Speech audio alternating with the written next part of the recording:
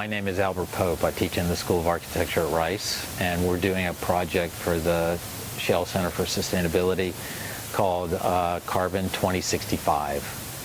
The project is to redevelop a portion of Houston called the Fifth Ward.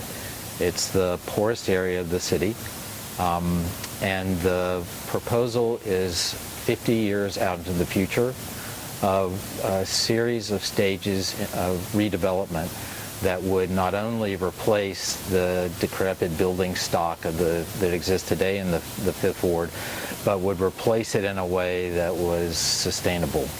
The intent is to really reach a carbon neutrality by 2065. The project is phased in 10-year phases from 2015 to 2065, which show a series of transformations over the 50 years, over 2 generations of inhabitants into this new plan.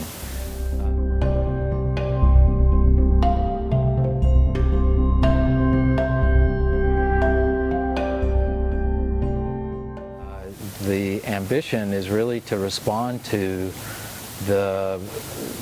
what the climate scientists are telling us, which is that we need to reduce per capita energy consumption in the United States over the next 50 years by 80%, which is a staggering number.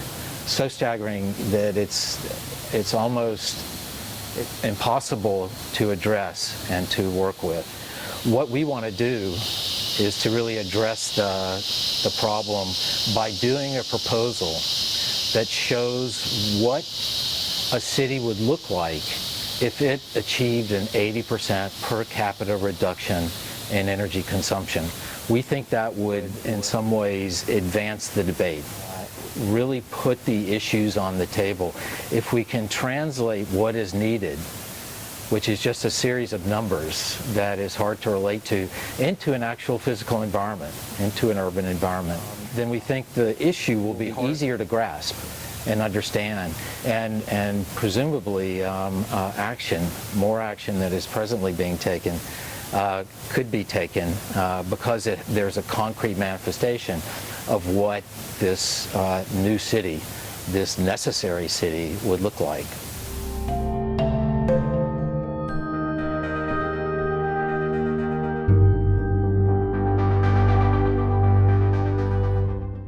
I'm working with a group of students in the School of Architecture. We are working on this project every semester in terms of running through various scenarios, testing out urban models, and producing the information we need to come up with a definitive plan. A lot of what architecture and planning does is test models. All of the models that we're testing are hit that target of reduction of energy consumption by 80%. And we have, over the last 3 semesters in the studio, tried to feel out the limits of that particular problem. What is the latitude we have within that basic requirement that we bring down energy consumption to such a great extent? The project, as it will evolve, will then engage the other members of the team. We have a political scientist. The politics of the project are particularly important, especially in the early phases, the initial phases. We have a sociologist on the team who is familiar with the area that we're working with and is part of the Fifth Ward Redevelopment Commission, and will help us take the project to the community.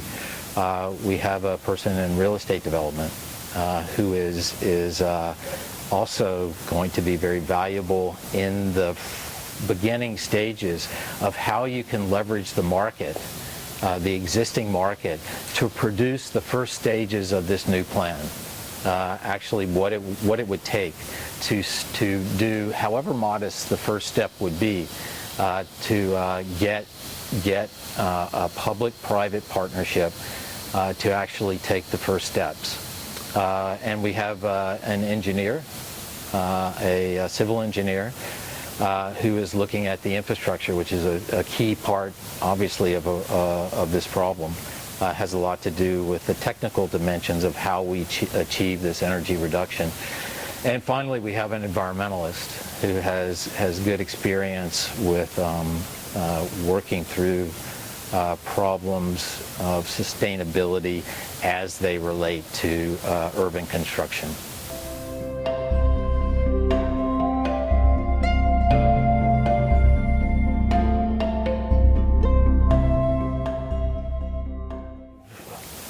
We've defined the limits of the problem and the solutions that we are working on, and we're staging those in these discrete stages. Each stage has a logic of its own.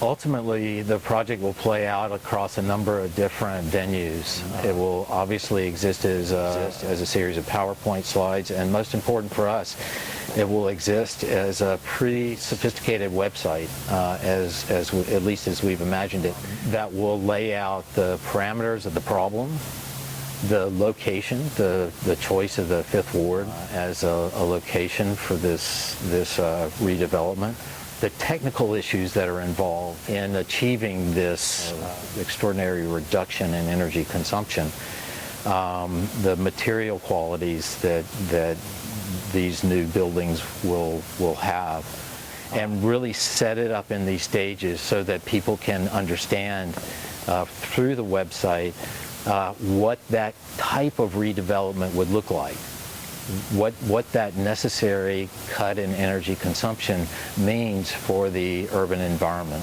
And we're optimistic that this will change the nature of the discussion just by translating what the scientists are telling us, climate scientists are telling us, into something that people can recognize and understand and debate and accept or reject, but otherwise engage the issues.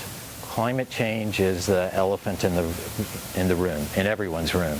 That it's a pressing problem, an unprecedented problem that has gotten very little response. And we think the reason it's gotten so little response is that it exists as a series of numbers, as charts. There are no concrete manifestations of the implications other than some bad weather at this point. We're pretty convinced that as we move into the future, climate change will be the discussion that will be taken at a political level, a technical level, at the level of urban design, at the level of transportation. All the key issues that affect a city are going to be tied up with this question of climate change. And we want to get a head start on what that discussion will be and actually push it into the foreground, because we think that discussion is one of the best ways to get the problem of climate change into the public sphere in a way that can be understood and discussed.